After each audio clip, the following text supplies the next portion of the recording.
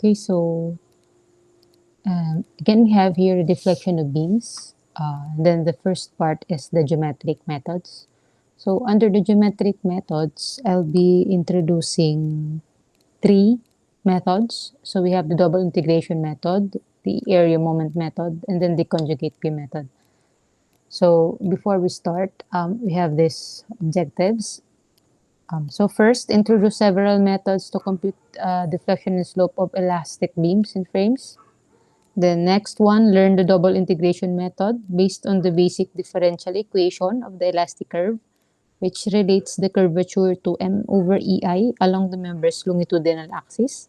Learn the moment area method based on the m over ei diagram between 2 points along the member's axis. So it is a geometric method requiring the deflected shape to be properly drawn. So important yun sa moment area method. And then the last one is learn the elastic method or the more powerful conjugate beam method to compute the slope and deflection at any point along the member's axis. So since we have three different methods, pare-parehas lang po yung hahanapin natin. That is deflection and slope. So for a single problem, you can actually use all these three to solve the same unknown. Na? So the first one that I'm going to introduce is, introduce lang muna natin yung deflection. No? So when a structure is loaded, its stressed elements deform.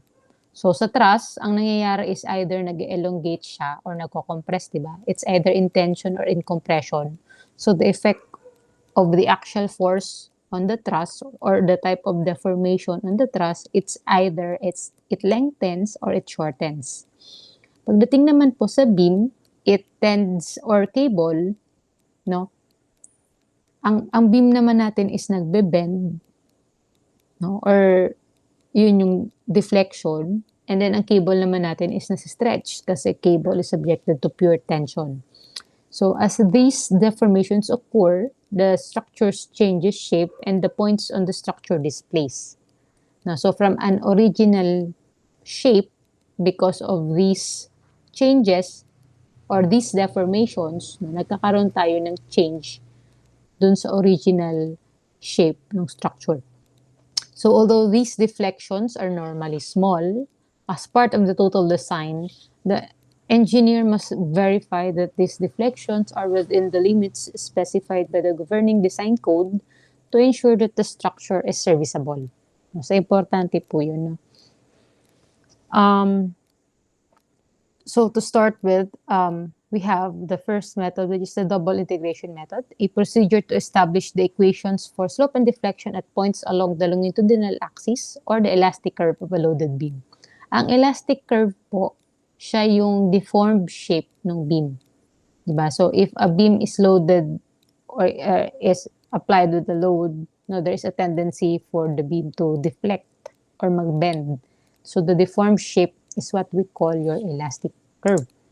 So, I have already derived the equation. No? So, dinerive ko na yung equation natin. So, we have this equation wherein your theta is equal to the first integral of your m over ei, and then y is equal to the double integral of m over your ei, where m is the moment equation expressed in terms of x. Ang ei naman is the constant, or we also call it as your flexural rigidity.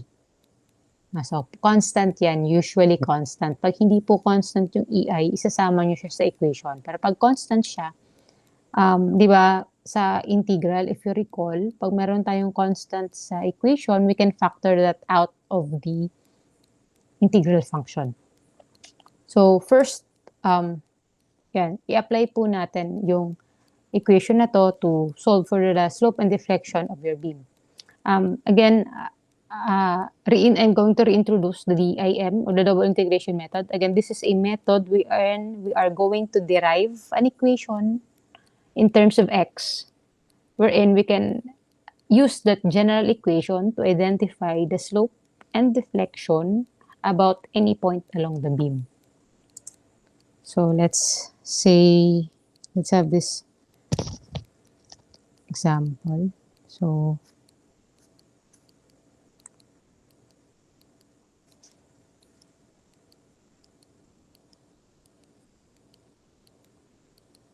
I'm going to share my screen.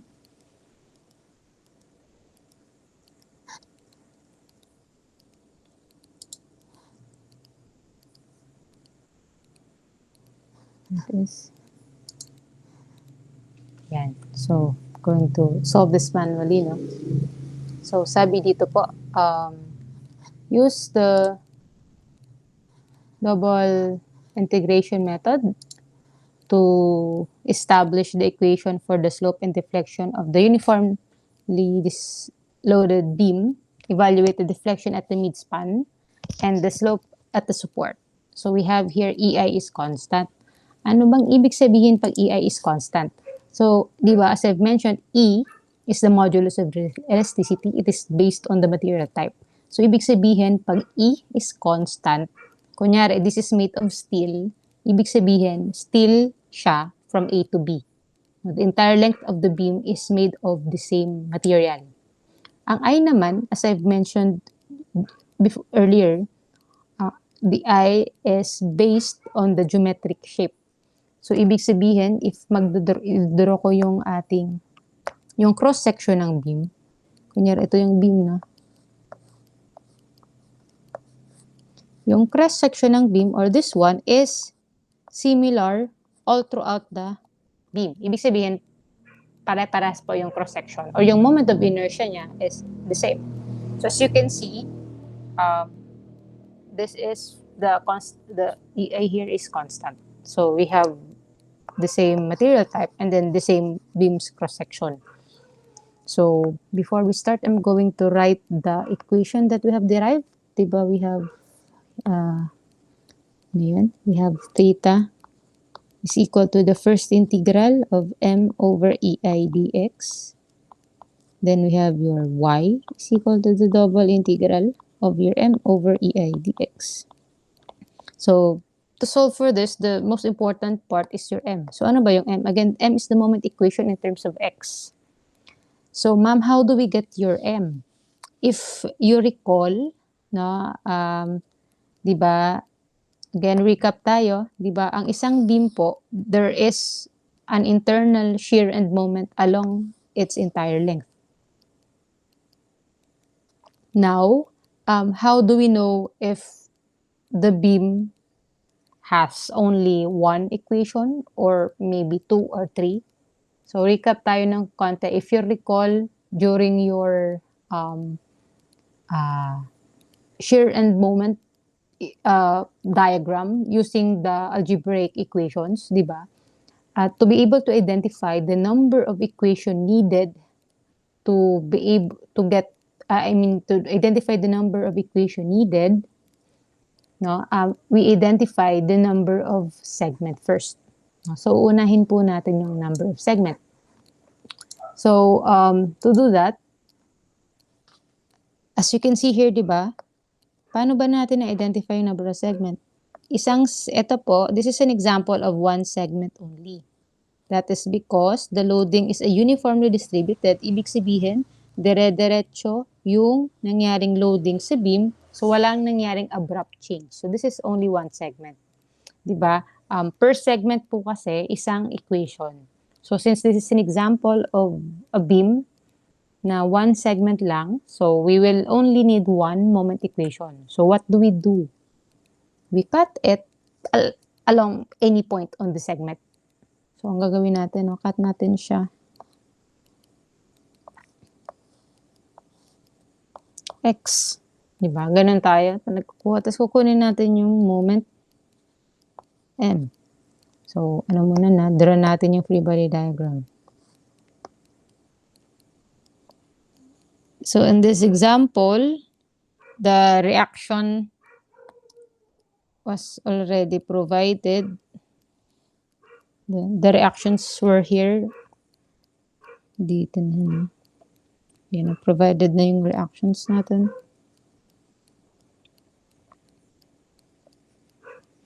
So, we have here WL over 2. And we have the uniform load as your W. And then the distance is your x. So let's solve for your m. Again, so to solve for your m, you'll just do summation of moment at this point. Say point C. Point C. So how do we solve for that, diba? Ang una natin gagawin, solve for the recap ng konti, na especially for those that are not yet very familiar with or hindi nyo pa masyadong nagamay yung pagsasummation of moment na, especially if you have uniform loadings. So, siguro I suggest na lang na simplify nyo muna yung loadings. So, for example, if you have a uniform load, i-simplify nyo muna siya as a concentrated load. So to convert that, diba, we have W times X. So this is WX. And then the distance is half. So we have X over 2. So once you have simplified this one, mas madali na yung pag-solve. So if we do summation moment C equal to 0, say positive clockwise. So isa-isahin ko muna siya, no? So we have WL over 2. Ang distance niya sa C is X. So WL over 2 times X. Then the direction is clockwise. Tapos yung WX over 2, ang direction niya naman is counter. Ang distance niya is X over 2. So minus WX over 2 times X over 2. Then as you can see, this M here is counterclockwise. So minus M. So the equation now is M is equal to WLX over 2 minus WX squared over 4.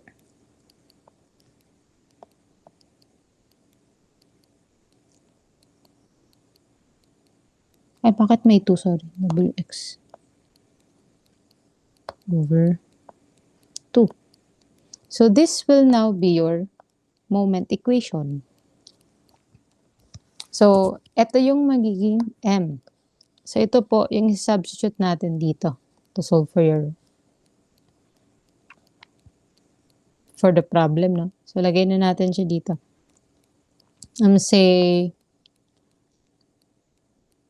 sabi dyan, no? Y is equal to the double integral. So, isa-isahin muna natin, no? Yung first integral niya is your slope. Recap po tayo ng integration. So, baka kasi, ma'am, hala, mag-integrate. So, this is just basic integration, no? So, konting recap. Pag mag-integrate tayo ng isang function, kunyari xn dx, this is a basic function lang ng integral, no? So, ano lang mangyayari? This is equal to xn plus 1 over n plus 1. So, yun lang po. Basically, that's just the only integral function that we're going to use using the double integration method. So, ganun lang kasimple. We're just going to add 1 on the exponent of the x, and then the component plus 1 will be the denominator of the entire term. So, ganun lang po. So, sulat natin. So, we have, this is equal to, so we have, diba, double integral.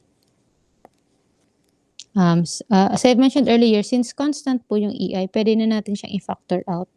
1 over EI, integral of, slope ko muna na. Unahin natin yung slope. Slope is the first integral of M over M dx. So, solving now, we have 1 over EI, integral of, I'm going to write WLX over 2 minus WX squared over 2.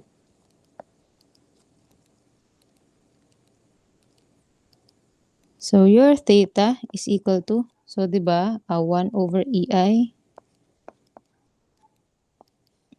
So, ang function nyo is yung x. So, dito ka mag-a-add ng 1. So, magiging x, diba? Ang x natin, meron siyang 1 na invisible dyan. So, magiging 1 plus 1 So, magiging 2. Tapos, mag-a-add ako ngayon dito ng 2. Lalagay ko siya sa baba. So, magiging siyang WLX squared over 2. This is ito yung dating to, no? So, mag-add tayo ng additional 2. Palitan ko tuloy ng color. So, integrate natin siya. So, nag-add ako ng 2. Tapos, meron din tayong 2 minus WX. Again, what we do is we add plus 1. So, 2 plus 1 is 3. So, magiging plus 1. So, magiging 3. So, we'll add another 3 naman sa baba.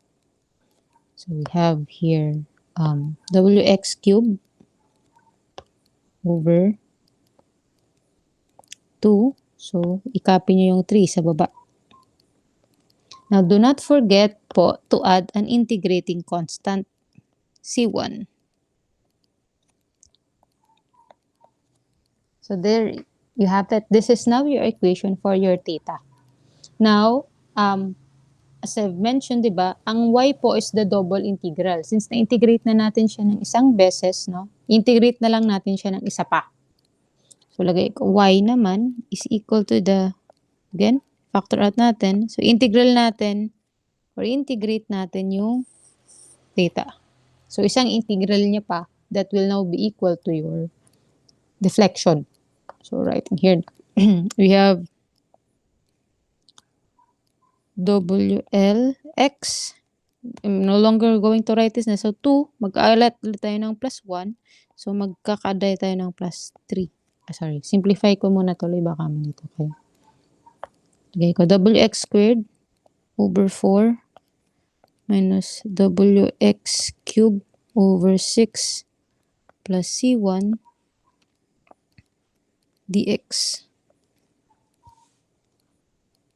So, this is equal to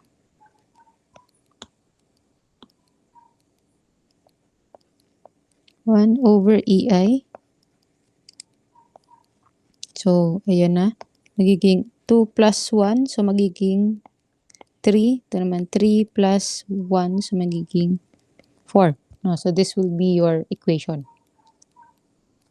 So, writing it now, we have WLX magiging 3 over 4 times 3 minus WX 4 over 6 times 4 plus C1. Siyempre, magkakaroon naman to ng X. Ma'am, why do we have X there? Kasi diba, X raised to 0 is equal to 1. So, meron tong X raised to 0. Kung X raised to 0, lalagyan mo ng plus 1 over 1. So, magiging siyang X 1 over 1 or X. Diba? So, C1X. Since we integrated it one more time, we will have an additional integrating constant. So, why do we have an integrating constant? No. Kasi di ba may mga equation tayong wala naman C. So, recap tayo ng konti sa integral, no? So, we have integrating constant po if we don't have a limit on our integrating function. Ano yung limit? If you recall, di ba meron to kunyari 0 to 3. No, 4 to 6. This is what we call your the limits. So, pag may limits po, yung function natin, you don't need the integrating constant. But if you don't have a limit, we need the integrating constant for us to set what we call your boundary conditions. Ibig sabihin, kailangan nating ilagay yung conditions ng system para ma-solve natin yung problem. So, to be able to get the integrating constant, we need to solve for what we call your boundary conditions. So, solving now for your boundary conditions, Bale, ang boundary conditions po, na explain ko. Sige, sulat ko dito. Boundary conditions.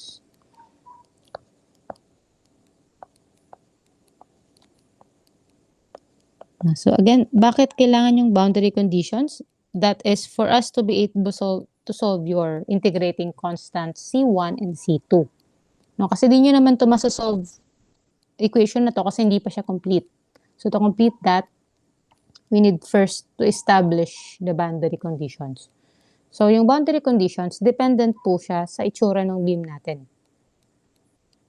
So as you can see here, di ba? So this is just a normal beam. So again, this is your beam subjected to a series of uniform load, and then this will cause the beam to deflect in this shape. No. And then one segment lang siya. Now, if you look in this figure, pwede nating sabihin na sa point na to, at this point here, no, kasi may support, syempre hindi yan bababa, no? Kasi nga may support, hindi siya bababa. Unlike this entire segment. Kaya 'di ba, kung mapapansin niyo dito lang siya nag-deflect. Dito sa support A and sa support B, imposible po siyang bumaba kasi nga there is restriction to vertical movement because of the support that is present there. So, having said that, we know that the deflection here is equal to 0. Likewise here, your deflection is equal to 0. So, that is now what we call your boundary conditions. At x is equal to 0, no? Nung dito lang tayo sa beginning, ang value ng y mo is 0. Kasi because of the support. Pagdating naman dito sa dulo, no, at x is equal to L, no, at x is equal to L, yung deflection mo ulit is 0 kasi nga yan yung support. So these two will now be our boundary conditions, no? So at x is equal to 0, y is equal to 0, and then at x is equal to L, y is equal to 0. Now please do not pattern this, no? Baka every single problem ito yung gagamitin nyo. Again, this is dependent on the type of beam. Depende siya sa beam. Sa beam kasi ito, nagkataon na 0 siya dun sa support. Nagkataon na ang support natin is tigdulo. So, doon natin sinet ng yung value ng x. So, depende din po siya sa itsura ng beam, no? Kung ano yung magiging boundary condition. So, before you set a value, you need to check first the figure of the beam. Then, tsaka nyo iset ano ba yung conditions or saan ba nagiging 0 yung deflection. Then, using that condition, we can solve for your C1 and C2. So, unang condition natin, at x is equal to 0, y is equal to 0 daw. So, tingnan natin to na, balikan natin. I'm going to write the equation. Copy ko na lang.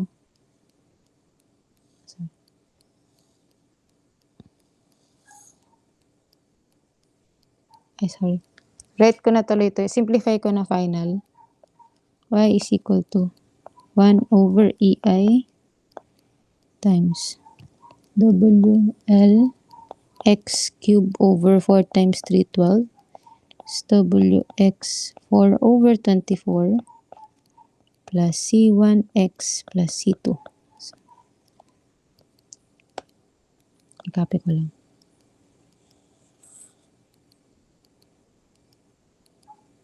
Lagay natin dito. So, ito yung equation. So, kung isa-substitute natin yung boundary conditions, tingnan natin. So, kung y daw is 0, so 0 to, 0 din yung x, 0 din to, 0 yung x. So, C2 is equal to 0. So, pwede na natin lagay. C2 is 0. No? Kasi yan, di ba? Kung isi-0 ko to, 0 naman tong mga x na to. So, C2 is equal to 0. Now, yung isang boundary condition natin, at x is equal to L, y is equal to 0.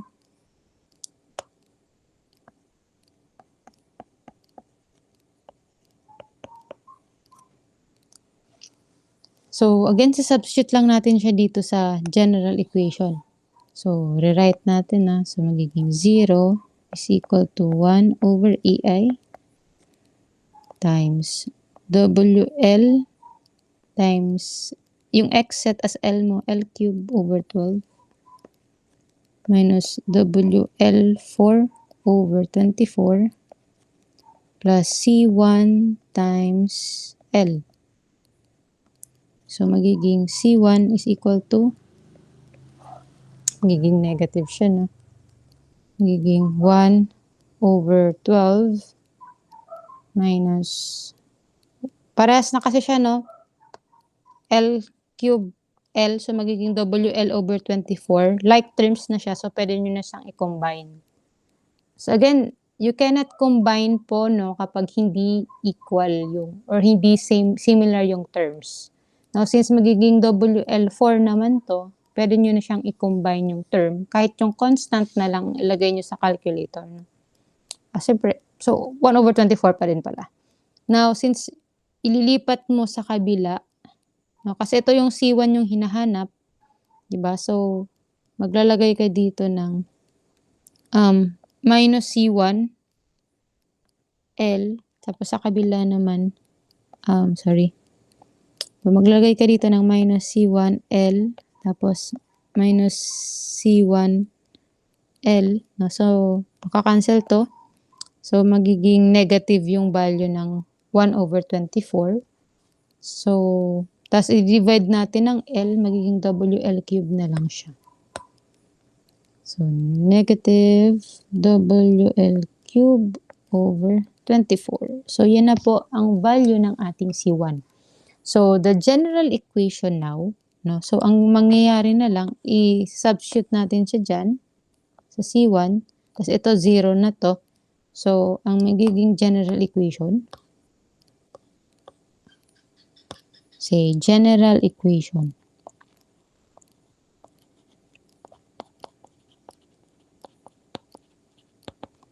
Sa general equation, pwede nyo na din i-copy itong sa slope, no? Kasi pag pinapahanap din yung slope, eh. Tama ba?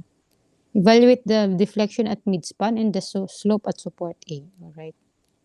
So, I'm going to copy this.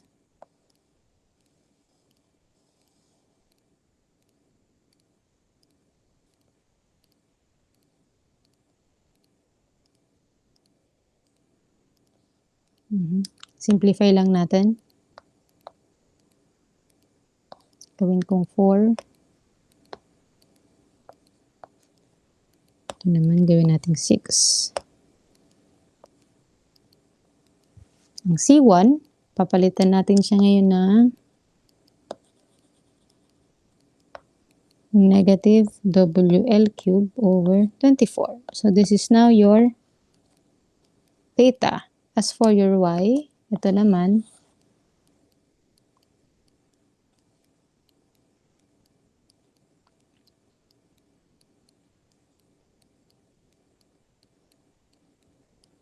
so, going to replace your C2 with 0. 0 na yung C2, no? Tatanggalin na natin siya.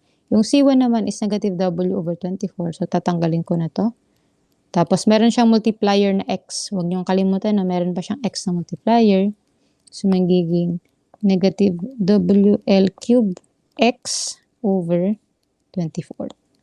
So, this is now your general equation. So, bakit siyang ginawag na general equation? Kasi, you can use this equation to identify the slope and deflection all throughout the beam. So, kung ito yung gusto kong malaman, isa-substitute ko lang yung value ng distance to get the height. No? So, ganun na po. About any point along the beam, you can already compute for the slope and deflection. Set mo lang yung distance x. Having said that, sabi po dyan, deflection at midspan and slope at support A. So, solve natin. So for y at midspan, diba, pag gitna siya, syempre, ang x mo is equal to kalahati ng L. So, L over 2. So, what you're going to do is substitute L over 2 dito sa mga x. So, simplifying that, magiging y is equal to I times WL, L over 2 cube over 12 minus W times L over 2, 4 over 24 minus WL cube times L over 2 over 24. So again, as you can see po, para-parehas naman, like terms sila, no? Kasi cube, L cube, tapos L. So L4, L4, L cube, L3, L4. So lahat sila magiging L raised to 4. So like terms ulit. So i-combine na lang natin. So ilan yan? Bale, 0.5 raised to 3 over 12 minus, so again, constant na lang yung ilagay nyo, no? Diyan, 0.5 or 1/2 raised to 4 over 24 minus, ano yan? 0.5 lang, 1/2 lang pala over 24. So, we have negative 5, y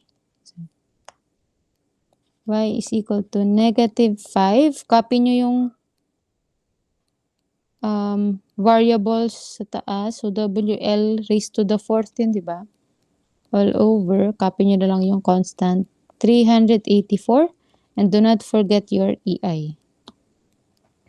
So, this is your deflection at the midspan.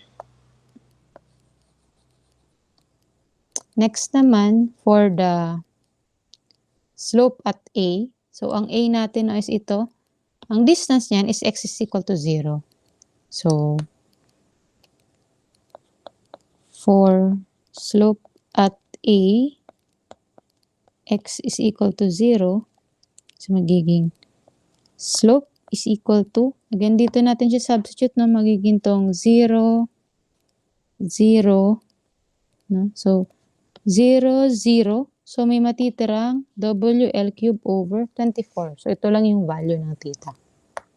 Is equal to negative WL cube over 24. Do not forget the EI. So, this is now your answer. And so, medyo mas mahaba lang po siya, no? Kasi, puro variables yung ginamit. But, if the equations are with constant, mas madali naman yung pag-solve natin. So, yan. I have a solution of this one also reflected dun sa PowerPoint presentation. So, I manually computed it so that you can better understand the process. I also pasted here na din yung problem para dire-diretso tayo. So, yan. Let's try naman po, what if, cantilever beam. So, again, before you start computing, identify muna natin how many segment is present. So, dito,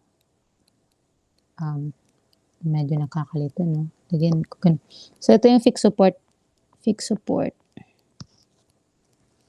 So, yan. So, pag nagka-cut po tayo, para hindi kayo malito, always remember, start from left to right. No? Para sa X, para hindi kayo malito. Yun lang naman yung purpose. Pero if you want to, actually, pwede din kasi siyang from right to left. Ang problem lang kasi doon is baka makalimutan nyo na ang ginawa nyo is from right to left. So, pag nag-set na kayo ng at X is equal to 0, baka magawa nyo, ang gawin yung reference lang is A.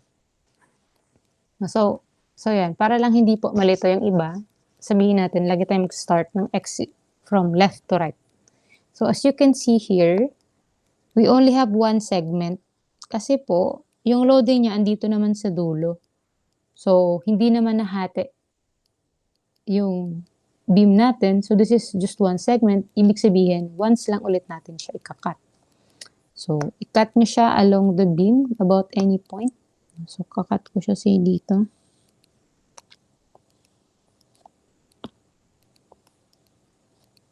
Ganyan. So, again, from left to right. So, ito yung X.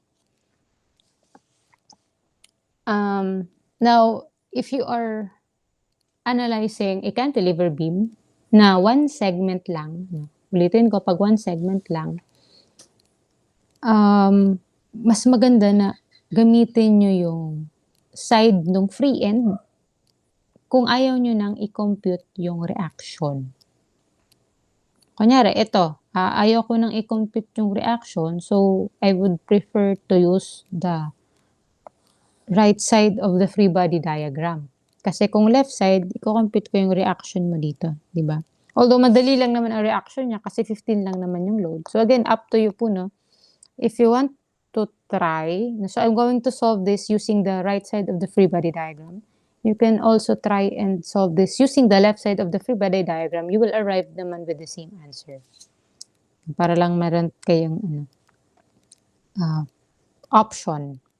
So if that is x, so this is 20 minus x. So I'm going to draw the free body diagram. So again, I'm going to use the right side of the free body diagram.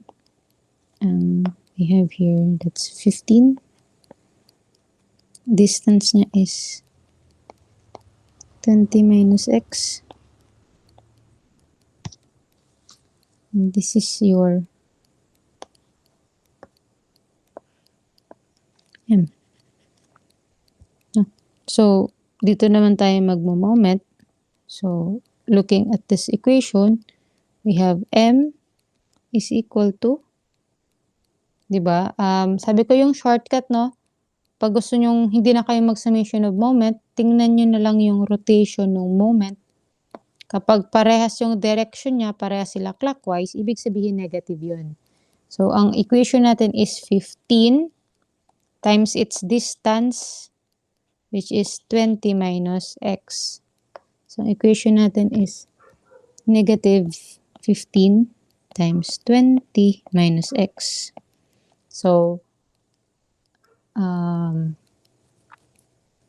since yung 15 constant siya, no, pwede nyo na din siyang ilabas na lang sa equation para madali.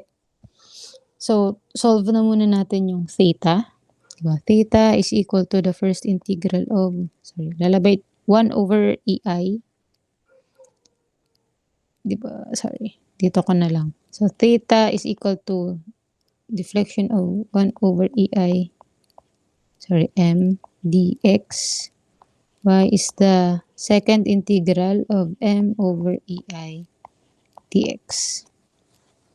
So, yan. Lalabas ko na yung EI. Ang m natin is negative 15, 20 minus x. 15 is constant. So, pwede ko na din siyang ilabas dito na for simplicity of the equation, hindi ko na siya isosolve. Isasama sa solution. So, may matitirang 20 minus x dx. So, this is simple.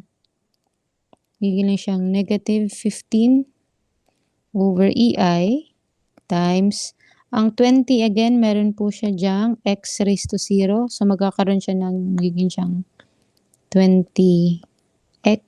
So, minus, magiging x squared, diba? 1 plus 1 over 2. So, this is now your slope equation. Now, for your deflection naman, diba, i-integrate pa natin siya ng isang beses. So, 1 negative 15 over EI integral of, kakopy ko lang, 20x, huwag niyong kakalimutan. Ito, nakalimutan ko. Do not forget the integrating constant.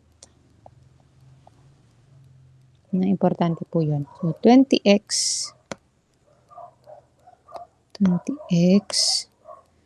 minus x squared over 2 plus C1 dx. So, magiging y is equal to negative 15 over EI. Diba? Magiging again, 20 squared over 2. Tapos plus 1, magiging times 3, tas x. Diba? Ganyan yung magiging equation natin. So, writing it now, we'll have 20 x squared over 2 minus x 2 plus 1, 3 over 2 times 3 plus c1x. Do not forget the additional integrating constant, c2. So again, anong next step na gagawin natin? After we have your slope and deflection, punta ulit tayo sa boundary conditions. So ano yung boundary conditions natin? Kung i-drawing ko yung deflected shape niya, ito.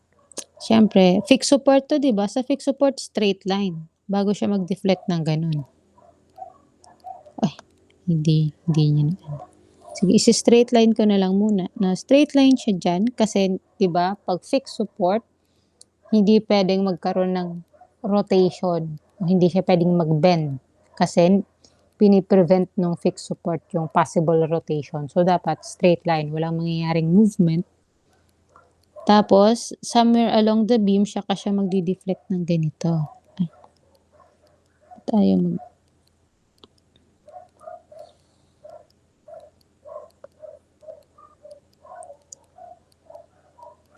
para magdi-deflect siya ng ganyan. So, para sa boundary conditions, sabi ko na huwag kayong magpa-pattern kasi I've always seen students ang ginagawa at x is equal to 0, y is equal to 0, tapos at x is equal to 20, y is equal to 0 daw. Tingnan natin kung totoo siya.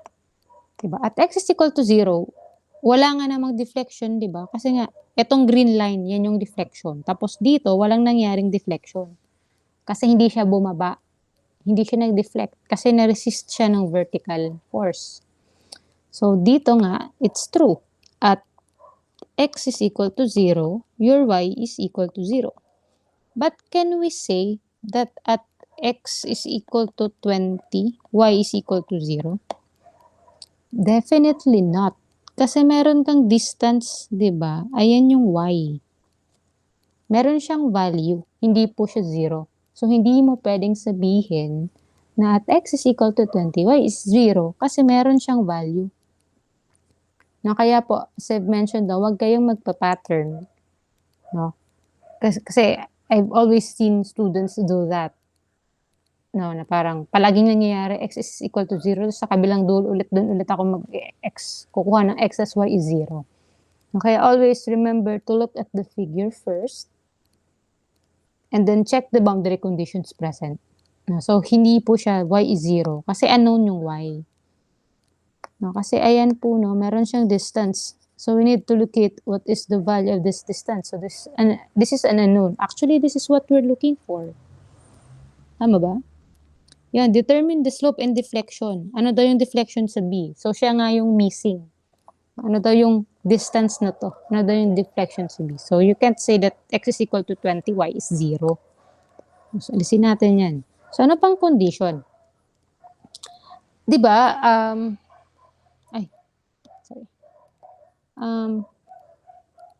as I've mentioned earlier, since this is a fixed support, there's no rotation there. No, kaya nga ito straight line. No? May straight line tayo sa dulo. Ayan. Bago siya mag-deflect, may straight line ka dyan. Ibig sabihin po, at x is equal to 0, yung slope mo is equal to 0.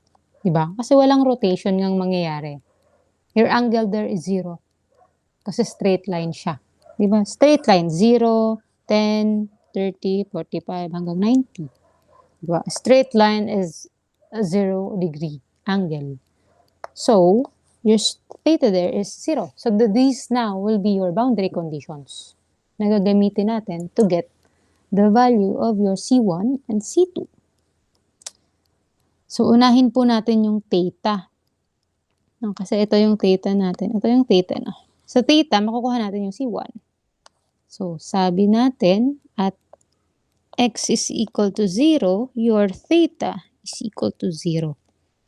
So, looking at this equation, Ito na lang yung tingnan natin. Ito yung equation ng theta. Diba? Ayan siya. So, sa equation na to, sige, sulat ko tuloy. Copy ka na lang.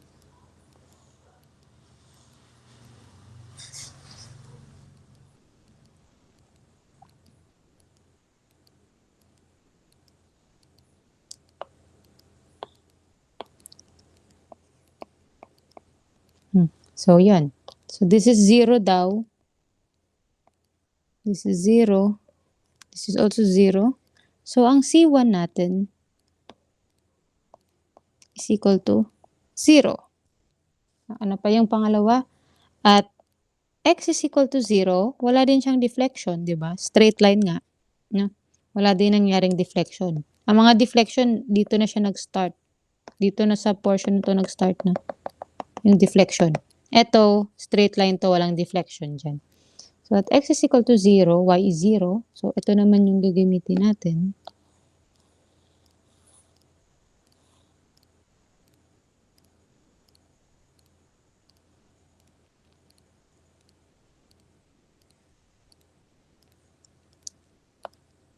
So, 0 tong y, 0 yung x, 0 to. Yung eto, 0 din siya, di ba? 0 din yung C1. So, ang C2 natin is also 0. So, both your C1 and C2 is equal to 0. So, kung ganun pala, yan, substitute na lang natin siya, makukuha na natin ang general equation.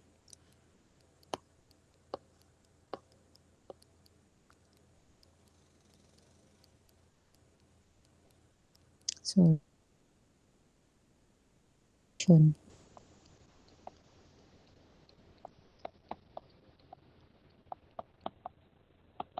general equation.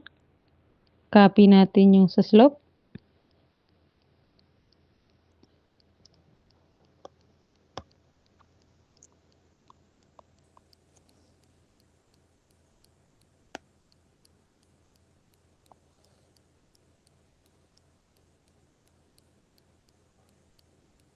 C1 is 0, no? So, hindi ko na siya sinama.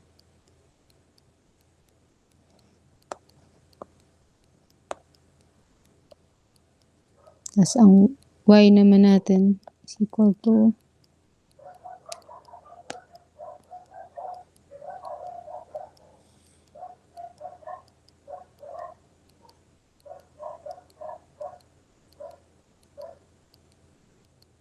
0 din yung C1 tsaka C2 dito. So, I'm going to erase this. So, ito na yung equation natin. So, to solve for this one, bale at, ano yung tanong? Ano daw yung slope and deflection sa B? So, ang distance ng B sa reference line natin na A is 20. So, at x is equal to 20, what is your theta? And at x is equal to 20, what is your slope? So,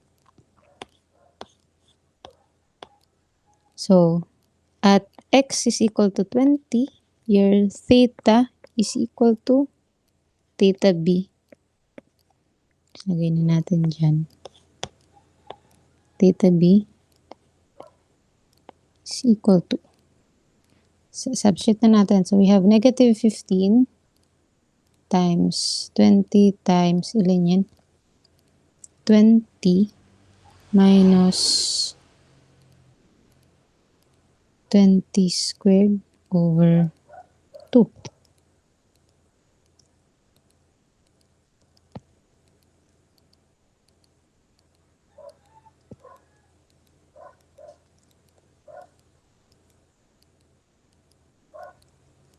So we have negative 3,000.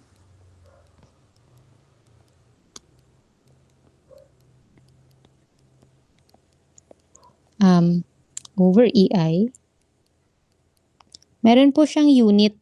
Ang unit ng slope, no, is kips. Naka-English unit kasi siya. So, kips. Anong distance? Naka-feet squared. Yan po. Tapos, since meron binigay na value ng EI, isasama natin siya sa equation para ang mas kuha natin na value is talagang naka-radians. So, substitute natin, no? Convert natin siya. So, is equal to negative 3,000 kips. Ang E tsaka I, E is 29,000, KSI is kips per square inch, I is 758.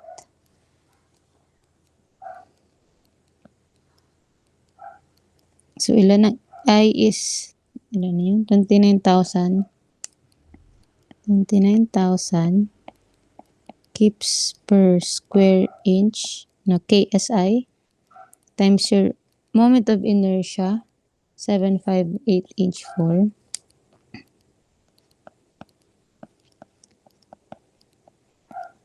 So, since ano po siya, no, foot squared, convert natin siya into inches. Diba? We have 1 inch, sorry, 12 inches. 1 foot. Since dalawa yan, squared. So, tingnan natin anong mangyayari sa unit. Isa-isahin natin. So, yung kips, makakancel. Inch 4, inch squared. So, may matitirang squared dito. Diba? Tapos kung mapapansin nyo, yung feet squared, makakancel ng feet squared dito. Pero yung inch, magiging squared din to, diba? Kasi dahil dito. Tapos may squared din ako sa baba. So, makakancel din siya. So, solving now, we have negative 3,000. Anong mangyayari? So, makakancel lahat ng unit, no? So, pag nakancel lahat ng unit, unitless siya. Bakit unitless? Kasi po, naka-radian yung ating value. Wala talaga siyang unit. So, times 12 squared over 29,000 times 758. Negative. So, ito yung sagot. Negative 0.0197 radians. So, this is your slope at B. Next naman, at x is equal to 20, ano naman yung value ng deflection sa B? So, tingnan natin. YB is equal to, so tingnan naman natin ang equation ng, ng deflection. So, negative 15, then yan, 20x squared over 2. So, simplify na lang natin, gawin ko na lang 10x squared. It's x over 6. Para mandali. So, times 10, ilan ito, 20 squared minus 20 cube over 6. So, negative 40,000. Ang unit niya ng pan po ngayon is kips, naka-cubic feet na siya. Cubic foot. Yan. Over EI. Tapos, same conversion lang yung gagawin natin. Giging negative 40,000 kips cubic foot 12 inch 1 foot. Siyempre, naka-cube na to kasi cubic foot. Kips per square inch times 758 inch raised to the 4th. So, kung mapapansin niyo ulit yung units, cancel inch squared, may matitirang 2. Kips, makakancel. So, cubic feet. Tapos, may matitirang, dito magiging inch cube yan, di ba? Yung cube niyan, 3 minus 2, may matitira tayong inch sa numerator. Na. So, ang magiging value is equal to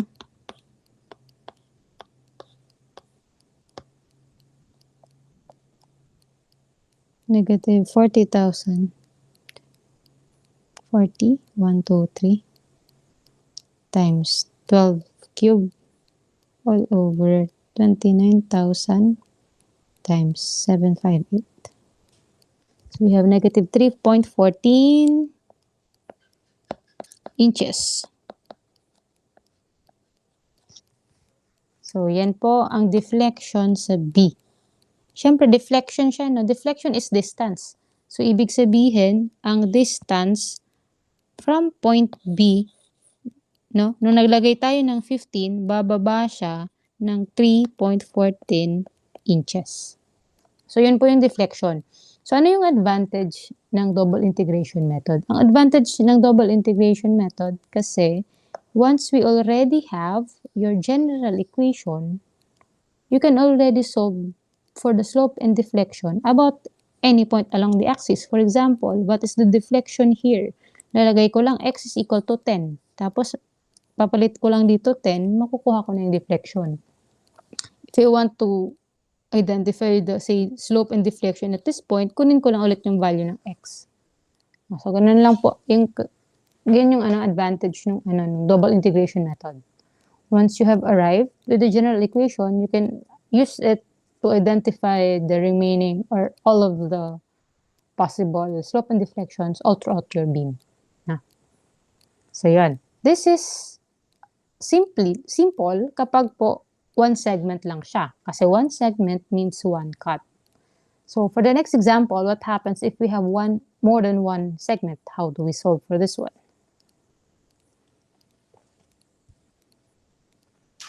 So, here po, diba? Again, before we start, what we do is we identify the number of segment. So, kung magbibilang ako ng segment, ganito ang pagbilang. So, A to B, ilang segment meron? 1, naputol siya. 2, naputol ulit. 3. So, therefore, we have 3 segment. Usually, the general method that we will do here is we're going to cut it 3 times and then get 3 different moment. Tapos, ang mangyayari dyan, magiging double integration of M1 plus M2 plus M3. So, masyadong matrabaho, no?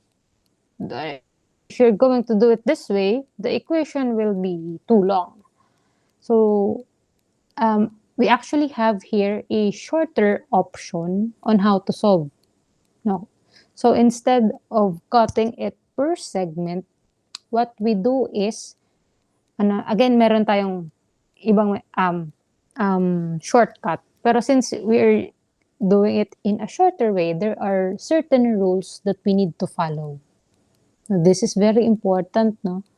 This rule will only apply if we have more than one segment. Kapag nag-shortcut lang tayo, ulitin ko, no? Pag nag-shortcut lang, tsaka lang natin i-apply yung rules na gagawin ko ngayon. Pero kung one segment lang siya, tulad nung 2 previous example, you will solve it as is. I mean, yung rule ng algebra mag-apply generally as is. No? So, ganito po yung mangyayari kapag short siya. So, let's say, instead of cutting it into 3 segments, what we do is we cut it only at the third or at the last segment. Di ba, sabi ko kanina marang 1, 2, 3. Siyempre, always tayong from left to right. So, ang magiging last segment is ito. Kasi ito yung dulo. Kung magre-reference ako sa A. So, kakat natin siya from left. This point. Left. Papunta po sa last segment. So, dito ako magkakat. So, ito na ngayon ang aking X. So, that will be the cut. So, before we start, solve muna natin yung reaction. So, from left to right, so mag-moment tayo sa B. Bali, 60 times 8 plus 75 times 4 divided by 10. So, 78.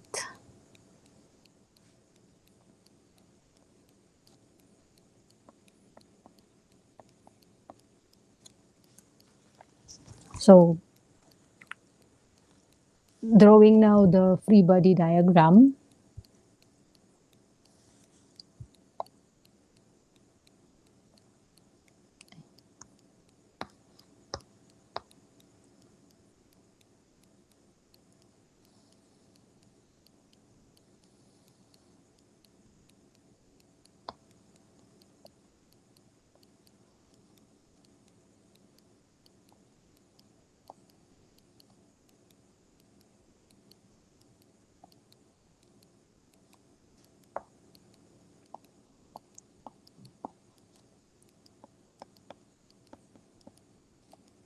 So, we have here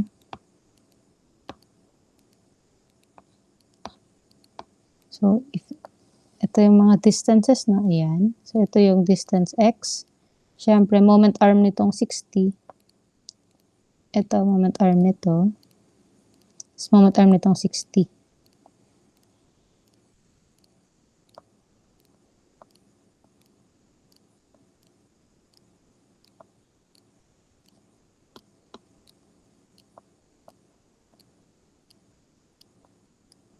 Moment arm ko saan tayo nag-cut.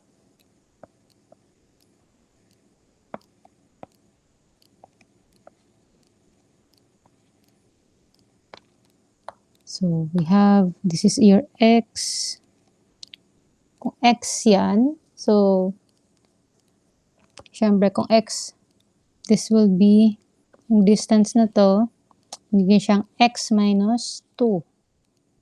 Diba? Ito naman, x minus, this distance is 6. This is x minus 2, kasi this is 2 meters. Diba? So, ito naman x minus 6. Kasi yung distance na to is 6. Diba? X minus 6. Yan, iniisa-isa ko lang po para di malito yung iba. Now, let's solve for your moment. Again, kahit idiretso na nating sulat, no? Para hindi masyadong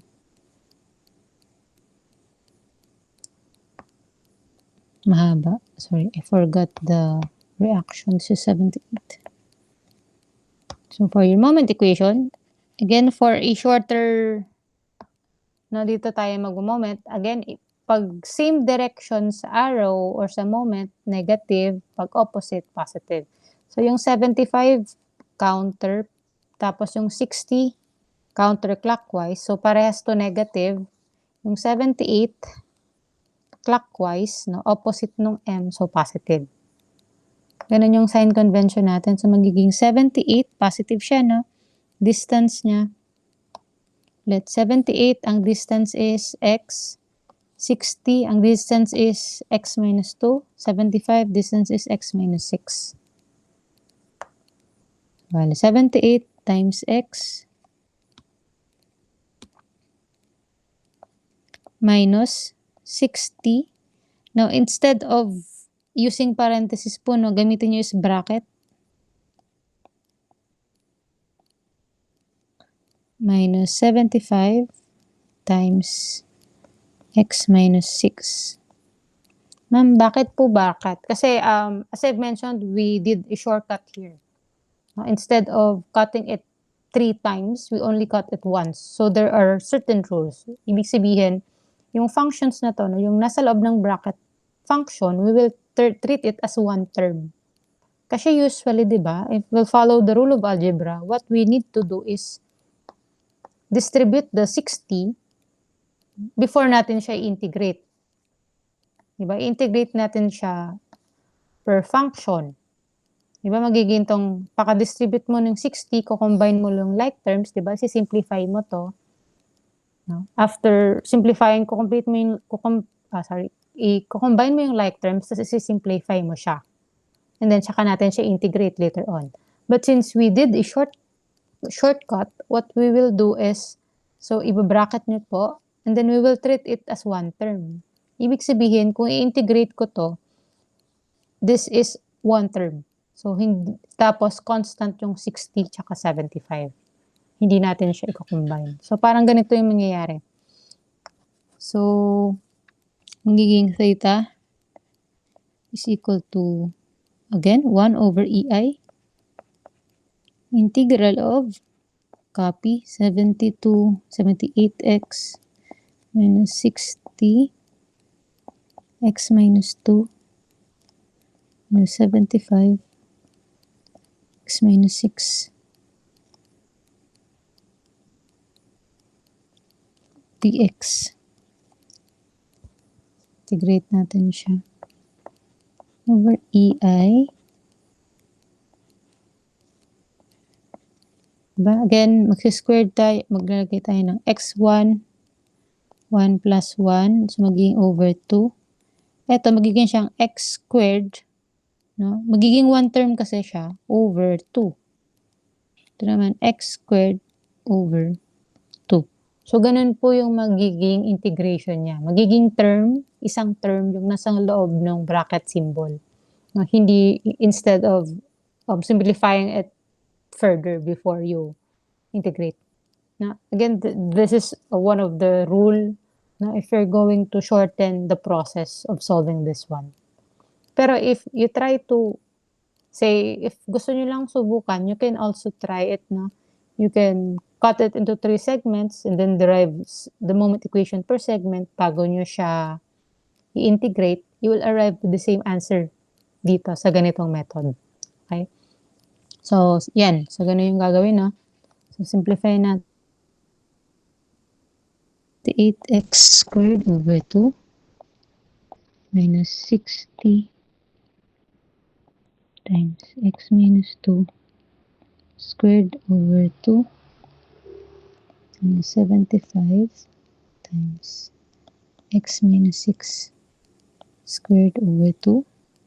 Do not forget the integrating constant C1. Yan. Tapos, for your deflection naman, integrate it once again. Again, 1 over EI, the integral of, have 78 divided by, magiging x cube siya ulit na, magiging x cube over 3, magiging 39x cube over 3. Sinimplify ko na po, no? 78 divided by 2. Sige, pakita ulit natin. Magiging plus 1, 3, plus 1, 3, plus 1, 3. No. Ay, hindi pa pala tayo nag-i-integrate, sorry. I-simplify ko lang muna pala.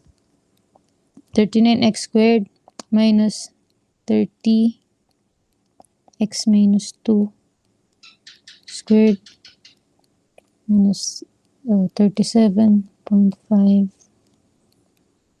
x minus 6 squared plus C1 dx. So, ang y natin, 1 over EI is equal to 39x cubed over 3 minus 30 x minus 2 cubed over 3 minus 37.5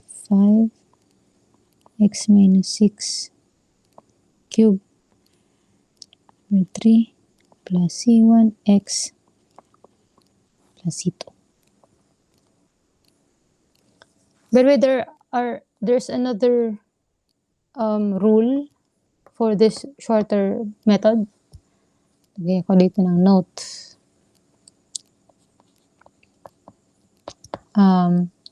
The quantities inside the bracket symbol must be ignored if the value is negative. Lagay ko na lang, for negative values. For negative values.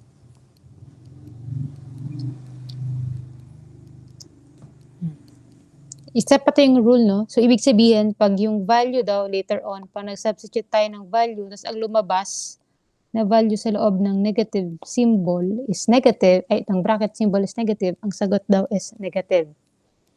So, tingnan natin muna na. So, for the boundary conditions,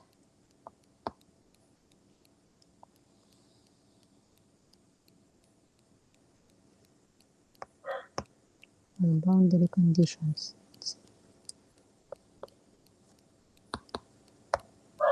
kung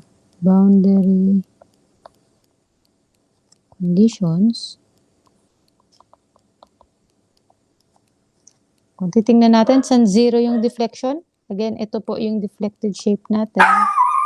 Ito yung deflected shape. So, this is at x is equal to 0. Y is equal to 0. No? Dito naman ulit sa B at x is equal to 4, 4, 2, 10. Y is equal to 0. 10.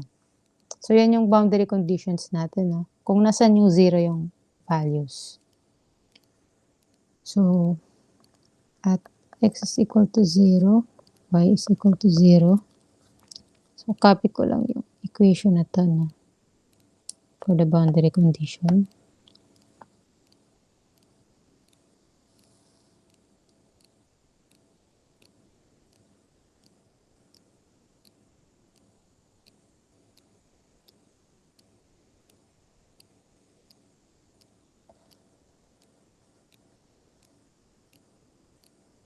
So, sabi dyan, tingnan natin, y is 0.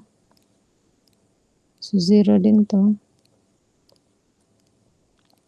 0, 0, 0. Then again, remember this one here. For the if the quantities inside the bracket symbol, the quantities inside the bracket symbol must be ignored for negative values. So, kung i-0 ko kasi to, ang matitira dito sa loob is negative 2, matitira dito is negative 6, so they must be neglected. Since negative po yung magiging sagot, we are going to choose to neglect. Negative 6 to negative 2. So, neglect. Neglect natin siya. So, kung 0, 0, 0, neglect, 0, ang value ng C2 natin is 0. Again, yung isang boundary condition, ano yun? X is equal to 10, Y is 0.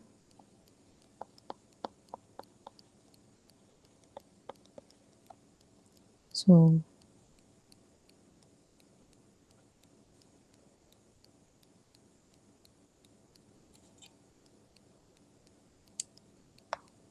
ano to? 0.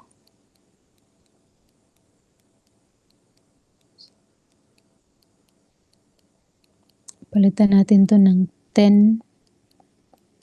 Sige, rewrite ko na lang to. Gulo na. So, 0 equal to 1 over EI. Yung 1 over EI, pwede nyo yung i-multiply dito, no? So, magiging 0 lang din siya. Diba? So, 39 times 10 cube. Wag ko nang ano ka na lang, no? Lagay ko na, diretso ko na sa calculator po. So, 0 to, the rest, substitute nyo ng 10. So, diretso ko na sa calculator. So, magiging 39 times 10 cube over 3 minus 30 times 10 minus 2, so 8 cube over 3 minus 37.5, 10 minus 6, so 4 cube over 3. So, 4,680. Tapos, yung C1, may multiplier siyang 10, so divided by 10. Tapos, nasa kabila yun, so negative.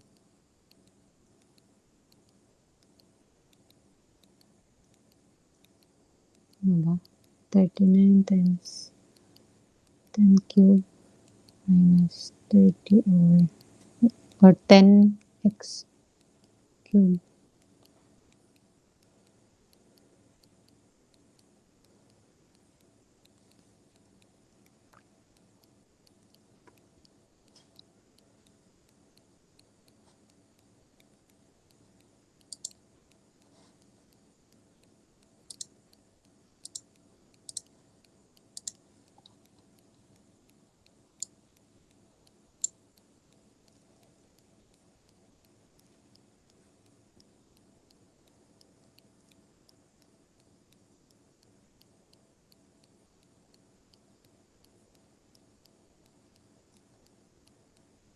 So, ilan na nga yun?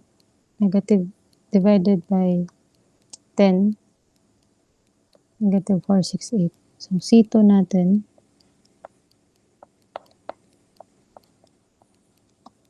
double check ko lang calculator ko. So, 13 times 10 cube minus 10 times 8 square cube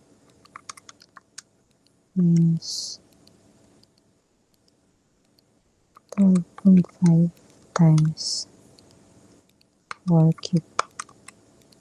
Bakit iba yung lumabas? Kaya pala. Ito.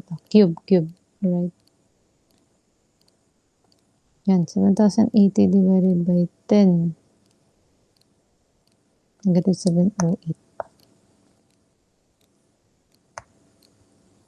708.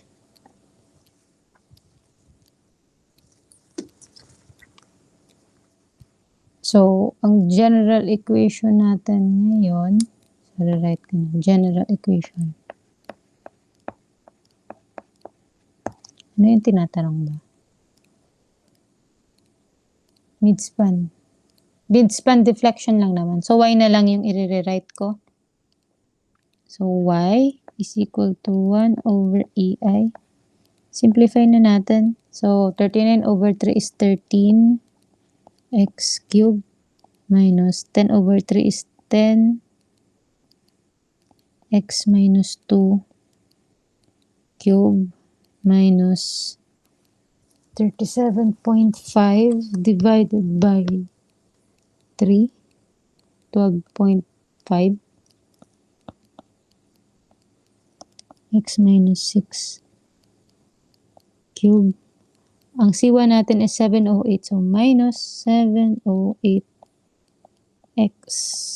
So, yun ang ating general equation. So, for the deflection at midspan, so, for midspan deflection, ang x natin is equal to, ilan nga yun, 10. So, ang kalahati is 5. X is equal to 5. So, therefore, your y is equal to, again, diretso ko ng calculator. Lagay natin, maging 13 times 5 cube minus 5 minus 2 is 3. So, 10 times 5 minus 2, 3 cube minus 12.5. 5 minus 6 is negative 1. No? 5 minus 6 is negative 1. Remember, pag negative yung value, ini-neglect natin siya. So, hindi ko na siya sasama.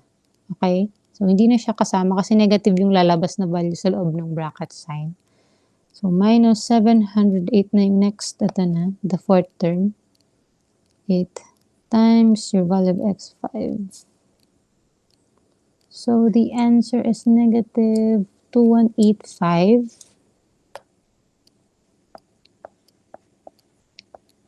kilonewton cubic meter. Kasi naka-SI unit na tayo over EI. Tama ba? So, yan. So, the EI is not provided. So, this will be your final answer.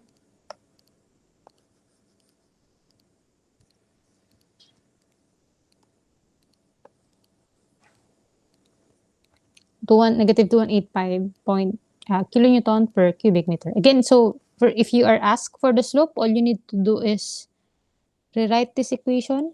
No? Palitan nyo lang yung C1 ng 708. Tapos, substitute the value of x. Again, remember, since the way we solve this is using a shortcut method, there are certain rules that we need to remember. Again, kapag ganitong may mga x minus 2x minus x kasi nga nag-shortcut tayo, doon lang tayo sa last segment nag-cut, we'll treat it as a one term, no? Hindi nyo po siya isa-simplify. So, i-integrate nyo siya as a single term. And then, remember that the values inside the bracket symbol must be ignored if the value is negative after you have substituted the values. Yan. So, next naman po, yan, meron pa. So, using the double integration method, compute the maximum deflection of the beam. So, paano naman pag maximum deflection? Okay, so, since this is already the equation from the previous problem, hanapin lang daw natin saan ang maximum deflection. Hindi po kasi siya, hindi siya symmetrical. Any beam kasi that is symmetrical, automatically, ang maximum deflection niya nasa gitna. No? Pero pag ganitong hindi siya symmetrical, pag nag-deflect kasi to, most probably, ganitong itsura siguro. Hindi dapat siya pantay. Parang ganito siguro. May vertical exaggeration lang siya. Pero somehow, ang magiging lowest point mo is andito. Wala sa gitna na. Parang mga nandito siguro.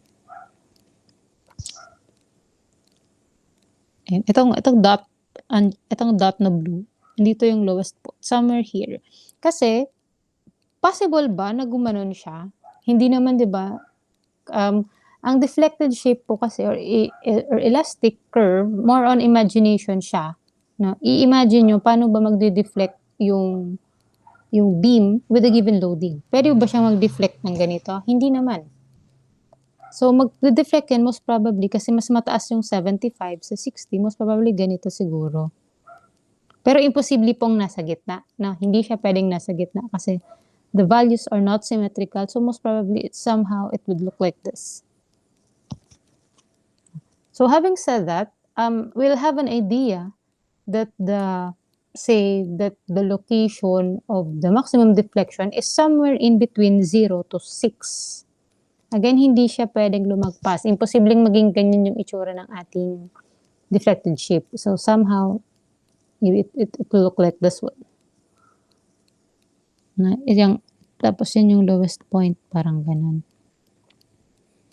So having said that, what do we know sa curve? Di ba nasabi natin na ang curve is meron yung slope. And then, ang maximum deflection po is the lowest point. Kapag may kurbada tayo, if we have a curve, or any type of curve, meron tayong lowest point.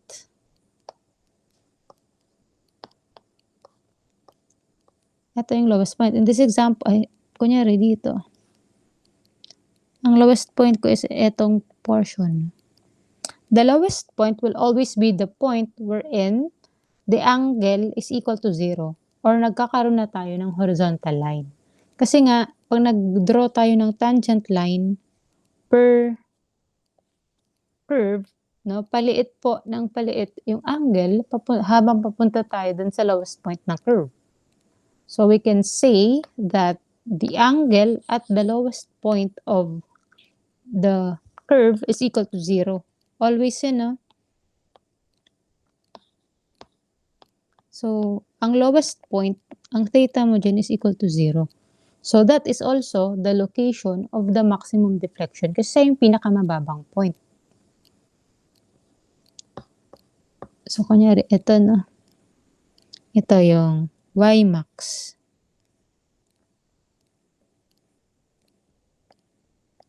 So, ang kailangan natin, maliban dyan, is the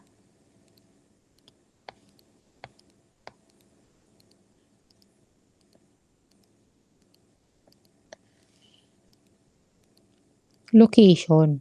So, paano natin siya ngayon hahanapin? Now, since we know that the value of your slope is equal to 0, pwede natin gamitin yung slope equation na na-derive na natin dito. So, i-copy na lang natin to. Ito, copy na lang natin siya.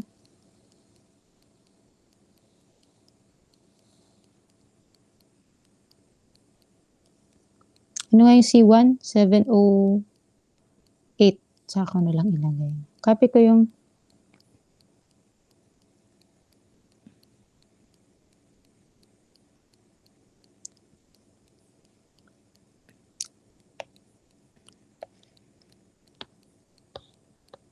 rewrite ko na lang. Theta is equal to 1 over EI times 39 x squared 30 x minus 2 squared minus 37.5 minus 6 minus, ang C1 is 708. Now, since we have already established, no, na ang lowest point natin is somewhere, the distance, somewhere dito, 0 to 6. Therefore, hindi po natin kailangan yung equation dito sa segment ng 6 to 10. No, so, ibig sabihin, hindi natin isasama yung value na to kasi this is the value from the third segment. So, lagay ko na para ni-neglect natin to because this is the value between 4 to 6 to 10. Eto, andito lang po yung i-consider natin na distance to be able to get your maximum value of x max. So, ini-neglect natin yan. At tapos, itong slope, isi-set natin yan sa 0 para maka-arrive tayo with a certain equation. So, i-solve na natin siya ngayon. Ha? So, setting your theta 0, magiging 0. Again, i-multiply mo yan dyan. So, mawawala yung EI is equal to 39x squared minus 30 times x minus 2 squared minus 708. So, anong gagawin natin next? Since this is square property, no, siguro i-simplify natin siya para makuha mo yung x. Kasi po, pag nag-shift solve kayo dyan, baka yung maling value ng x ang makuha nyo.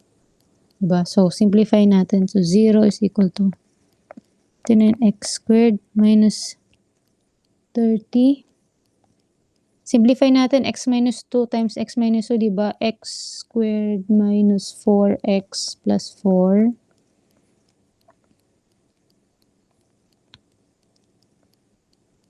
Minus 708. 39 minus 30 So, magiging 39 minus 30 is magiging 9x squared. 30 times 4, negative, negative, positive, plus 120x. 30 times 20 minus 120. Wait lang. Minus 120 minus 708. Minus 828.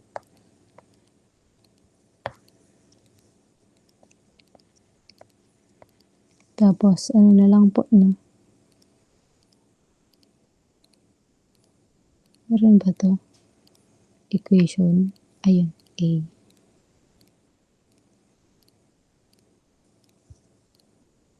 Second degree. So, ilan yan? 9. 120 minus 828.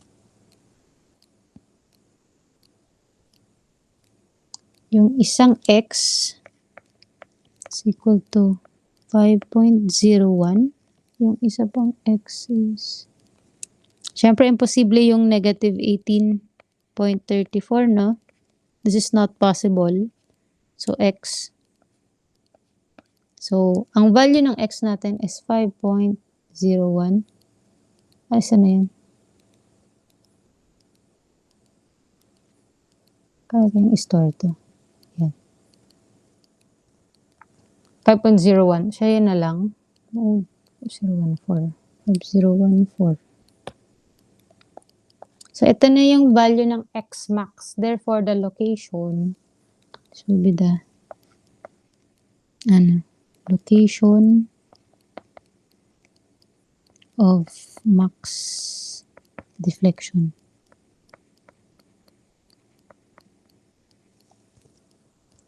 So, yun. So, since alam na natin siya, substitute na lang ulit natin dito sa equation ng y. Copy ko na lang ulit to. Tapos, papalitan lang natin yung x ng 5.014. Konting difference lang naman pala siya sa gitna eh. So, ito yung equation natin. So for y max, x is equal to 5.014. So, ang y max natin equal to 13 cube minus 10 times 5.014 minus 2 cube. Ito, ano ulit siya, no? Mag-neglect kasi magiging negative. Mas small yung x sa 6 eh. So, di ko ulit siya sasama.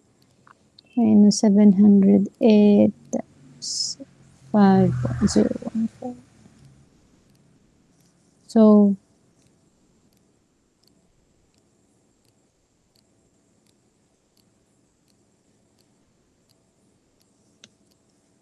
ay, sorry, 13. Namali ako ng type. Be careful na pa nagta-type times 5.014.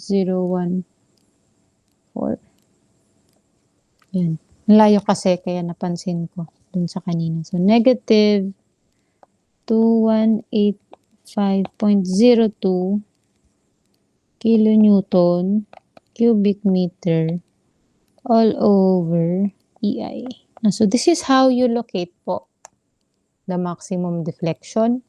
You try to imagine the deflected shape. So, ano yung unang gagawin? Try nyo i-imagine yung deflected shape nung beam. No? Tapos, once you establish the possible deflected shape of the beam, i-equate nyo lang po sa 0 yung slope to get the value of your x. And then once you have your x, you'll just substitute it with the general equation. Again, this is the same example kasi from the previous one. So, hindi ko na dinerive ulit yung ating equations. But if this is, for example, a new problem, you need to solve first for the general equation. So, first step, solve for the general equation, and then saka nyo na iset yung, try to locate the distance x, and then once you have located the location, you will now substitute it with the general equation for your y.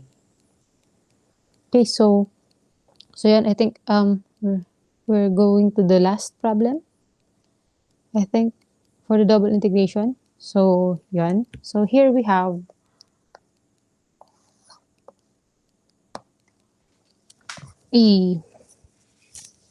para lang, so determine the slope and deflection under the 45 kilonewton load. So solve lang muna natin. Again, so this is two segment, no? Bakit two segment? Isa, dalawa. So since this is two segment, I'm going to use the one with the shortcut, no? So I'm going to cut it from the left end. Then I'm going to cut it at the last segment. So ganun. This is your x. So if x yan, ito naman, this is x minus 2. Kasi 2 to. So, x minus 2. Diba? So, this is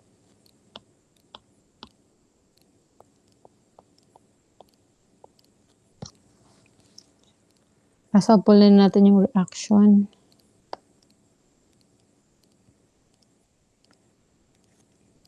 Moment tayo sa B. Moment sa B is 24 times, 5 times 2.5 plus 45 times 3 divided by 5. So, 87. 87.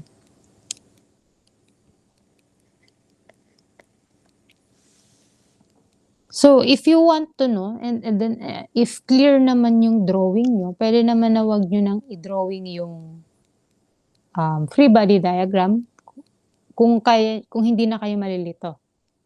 No, so, I'm not requiring you to redraw the free body diagram, but I suggest if madali po kayong malito sa mga moment arm, no, siguro mas magandang i-redraw nyo siya. Pero kung familiar na kayo sa steps, you can just use this figure in itself to get your moment.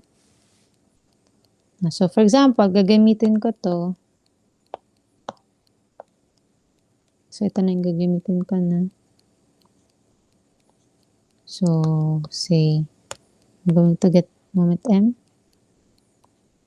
So, establish ko muna yung sign. Again, those with the same rotation with M is negative. So, for M is counter. So, we have 45 counter. Then, yung 24 counter. So, they're both negative.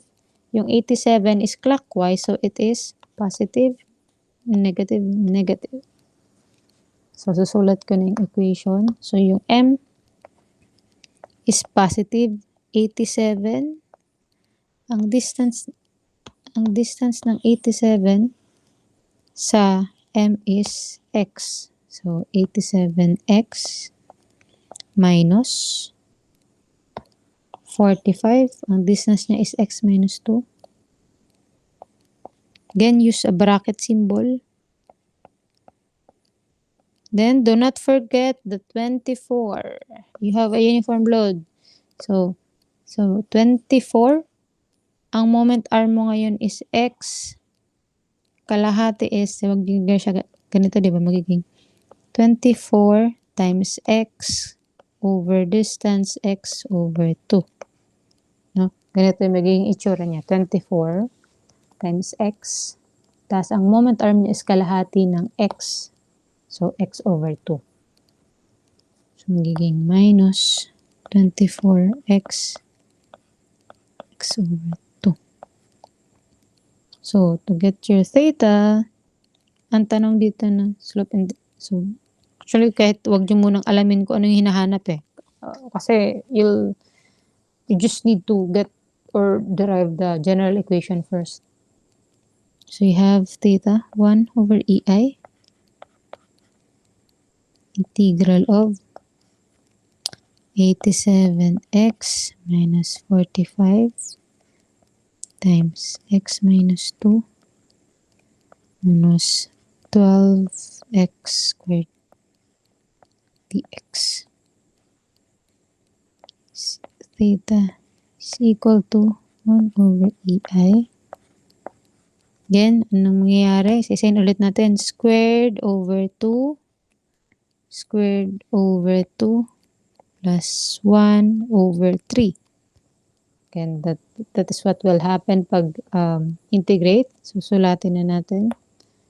Again, 87 squared over 2 minus 45 x minus 2 squared over 2 is 12x cubed over 3. Again, the integrating constant, do not forget. Now,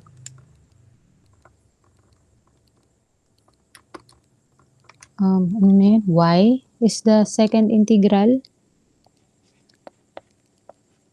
for EI.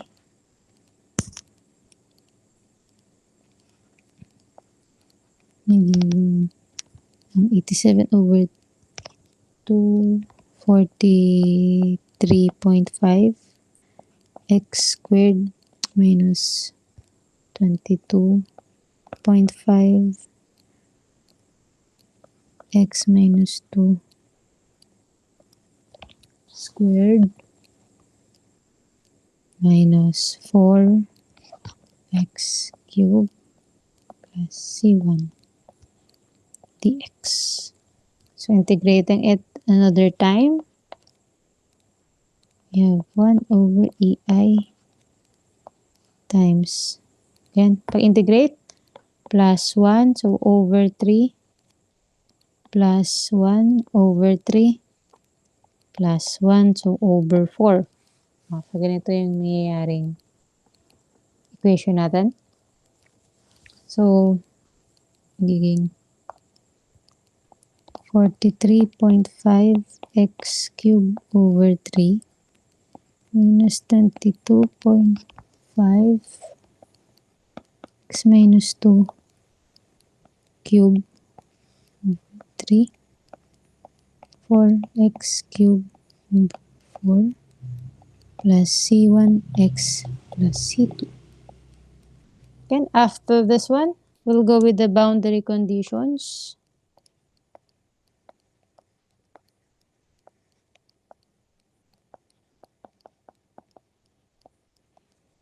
So, for the boundary conditions, again, since this is simply supported, simple lang din. So, at x is equal to 0, so kung magdi-deflect man siya, simple na deflection lang. Ganito lang naman yung mangyayari.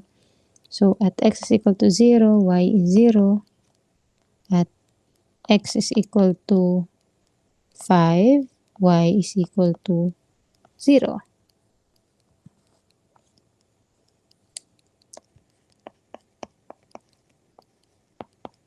So, check natin to. So, again, using this equation, kung 0 to, 0, 0 magni-negative, so neglect, 0, 0. So, ang C2 natin is 0. So, therefore, pangatlo, at x is equal to 5, y is equal to 0. So, again, magiging, copy ko lang ito.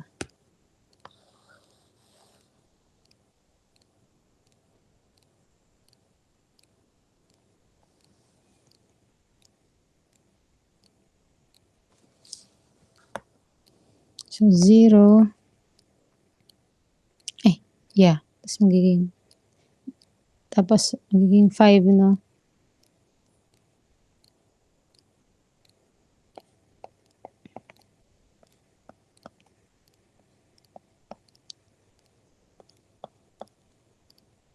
Diretso ko sa calculator. So, bale, ganyan.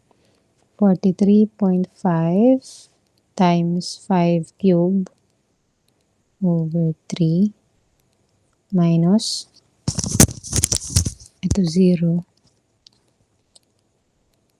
22.5. 5 minus 2 is 3 times 3 cube over 3 minus 4 times 5 cube. Sorry, 4 pala. 4.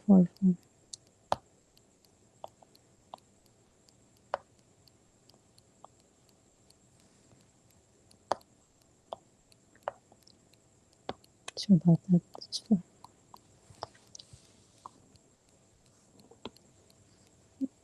Ano ba yan? Cancel na. 4 over 4 is 1. So, bali, 5 raised to the 4th.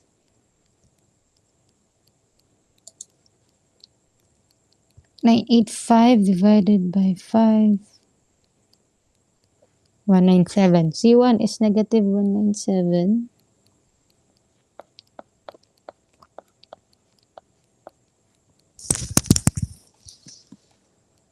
So, for the general equation,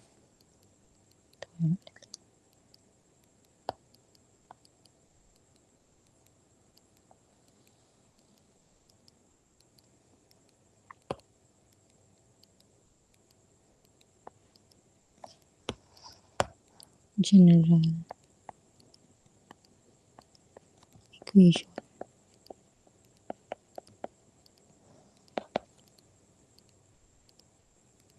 Kopyahin natin. I-rewrite ko na lang. 43.5 over 3. Ano ba yan? 15.5.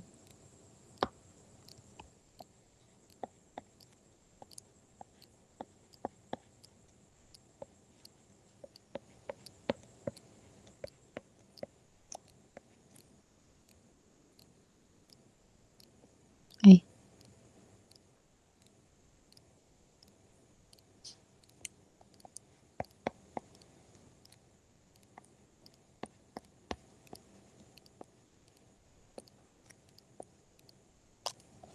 Pala, gano'n ako itong 4. Hindi ko edit. 4. Edit ko na. Ang C1 is negative 197.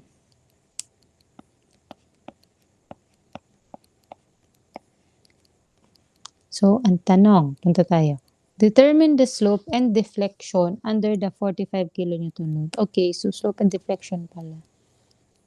Maliban dito sa slope, deflection, kailangan din ng slope. Copy ko na lang ito.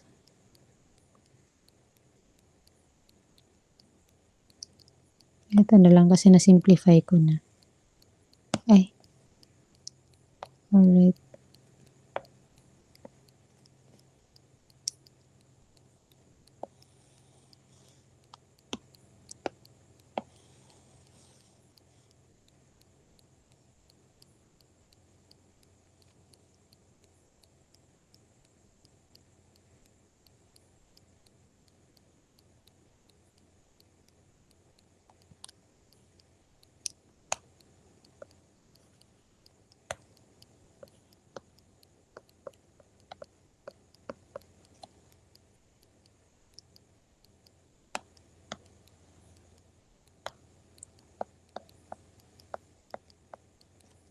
So, ang tanong, slope and deflection under the 45 kilonewton load, under daw dito.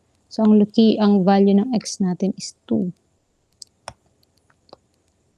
At x is equal to 2, your slope is equal to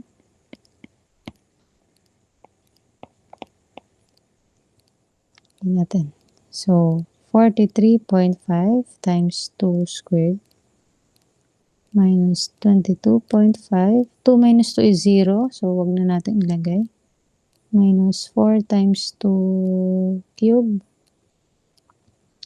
minus 197. 43.5 times minus 55.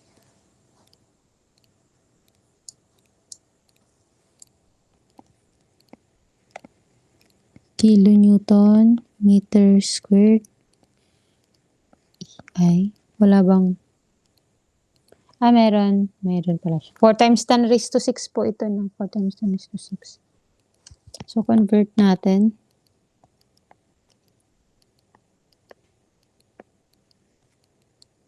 Kilonewton. Ang E is 200 gigapascal. Ang gigapascal po is kilonewton per millimeter square. Tapos, ang I natin is 4 times 10 raised to 6 mm4.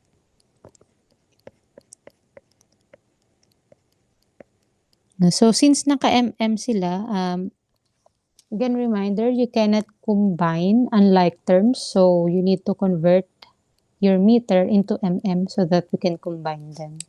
So, since magiging 1 meter over 1,000 m.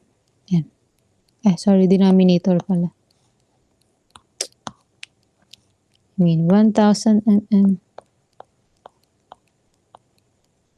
over 1 meter squared. So, as for the unit, say, kilonewton will be cancelled. Mm squared, you'll be left with 2. Tapos, cube. Ay, tama. Ano pala to? Slope. So, tama. Squared. So, mm squared. M squared, makakancel yung m squared. Yung mm squared, makakancel. So, ang matitira is unitless. So, in radians.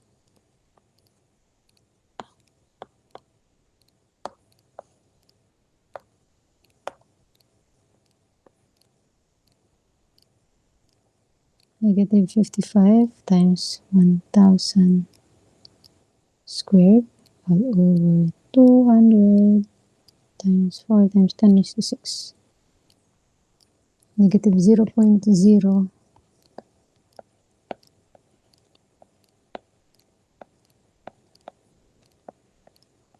radian. So, yun yung sagot. For your slope, for deflection naman, at x is equal to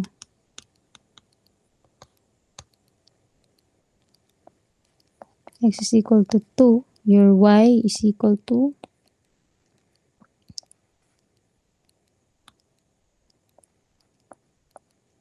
substitute na lang natin. So, 14.5 times 2 cube minus 7.5. 2 minus 2 is 0. So, di siya kasama. So, minus 2 raised to the 4th minus 197 times 2. So, we have negative 294 kilonewton cubic meter over EI. Again, convert natin. Hindi ko na po isa-isahin ulit na pinakita ko na din naman yung. So, minus 294. Sige, pakita ko tuloy ulit. Isa pa. Cubic meter. Bali, 1,000 mm.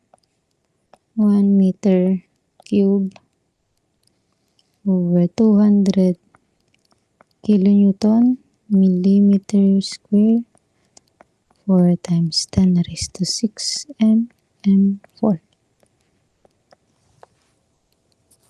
So we have 294 times 1,000 cube over 200 times 4 times 10 raised to 6. So 294, sorry. 294 times 1,000 cube 200 4 times 10 raised to 6.